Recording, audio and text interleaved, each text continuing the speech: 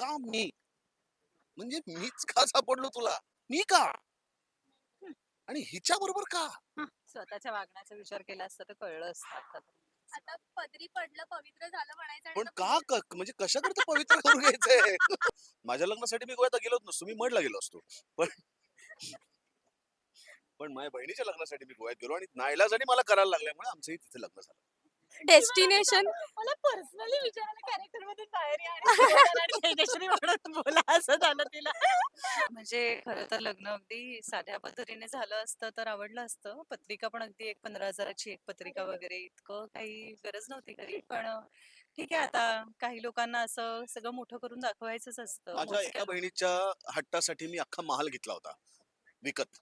त्यामुळे माझ्या बहिणीवर आणि माझ्या भावावर माझं प्रचंड प्रेम आहे. मी त्यांच्यासाठी काही करू शकतो. पैसा त्याच्यासाठी महत्वाचा नाही, प्रेम महत्वाचं. बरं. प्रेमच महत्वाचं आहे तर एवढं डेस्टिनेशन कशाला करायचं ना आपण इथेही प्रेमाने करूच शकलो असतो लग्न अगदी या मंदिरात गणपती मंदिरातही झी होऊ मराठीला शकलं असतं. सांगायचं होतं. अभी काही और जा रहे हैं. आता थांबूया आता आता जरा परत नाही, हा वाद जर वाढला तर उपवनही खरेदी करेल काही सांगता येत नाही. हो